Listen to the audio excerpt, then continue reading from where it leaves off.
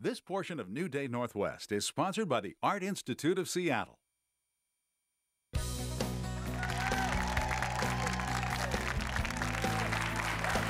Welcome back, everybody. When it comes to Italian food, we here at New Day are big fans. We are on the case. But unbeknownst to us, there is such a thing as true Italian food and some great reasons to make sure that we have them on hand. Here to explain the difference is chef and instructor at the Art Institute of Seattle, Bridget Charter.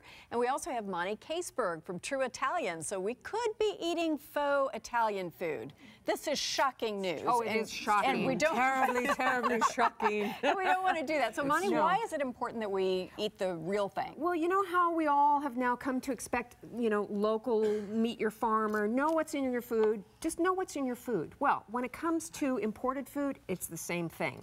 So the Italian Ministry of Agriculture and their commercial, or I should say their marketing arm, Buon Italia, have launched a program in the United States to educate consumers about what it means to be true Italian. True Italian product. So what they have is a program, a kind of a certification program that will literally make sure that when you buy Parmigiano Reggiano, prosciutto di Parma. Sounds good already. Okay, you know what I'm talking about? You all speak Italian, I know that. That it's the real thing. That it's the real thing. So what you are looking for when you go out there in the marketplace, number one, rely on our wonderful delis and cheesemongers here in Puget Sound.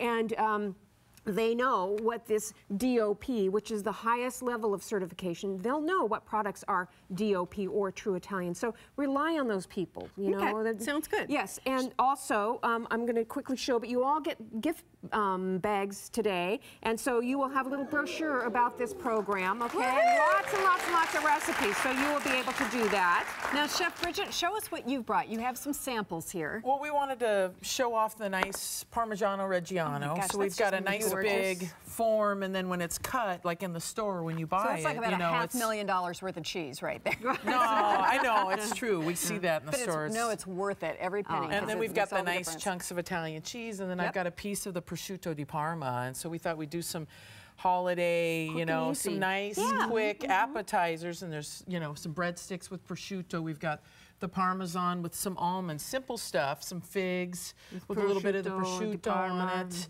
Yeah, and then I did some wild mushrooms, and that looks good. with the Parmesan, what you can do is just take a big chunk, and just grate it on top, nice little pieces, and just keep it simple, because it can all be done in advance, and then you just out on a platter. I love the way that it shreds, because it gives you a nice chunky piece to taste. It's not skimpy when you put it on there. Well, that looks great. And what's important is that this is extra virgin olive oil, and we did a poached pear with some prosciutto on top. Wow. And we're doing some of these at the school this week. We're having a little partnership with the True Italian folks and doing some meals if you want to come down to the restaurant. We're going to have all those details at the end. And it's, it's important for the students to understand this stuff. So we're doing a tasting like is happening here today. Now, that brings us to this next.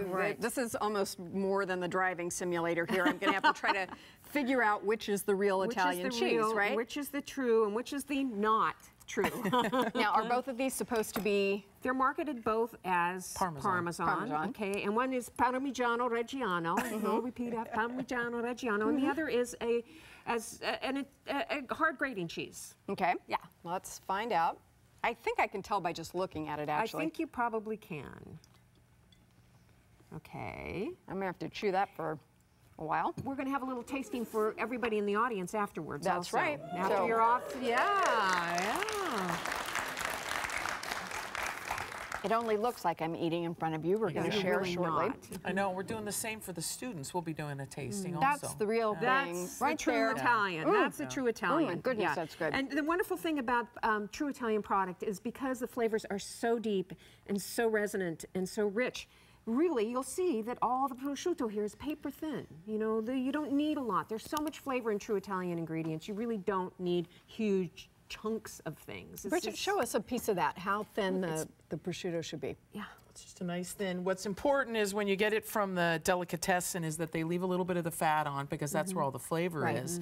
And then you want them to shave it as thinly as possible. If it's thicker, what you can do as a thick slice, you can cut it just because you just need a teeny little taste, but you can cut a fine little julienne, break it apart, and use that to sprinkle on top of you know, your mushrooms. And it's just simple, tasty. And you can get a lot of this stuff at Costco too, we should mention, as well as specialty places. Now, the Art Institute of Seattle's Portfolio Restaurant is featuring prosciutto di Parma specials Wednesday through Friday this week. One of our audience members is going to win a dinner at the restaurant. Compliments of the Art Institute.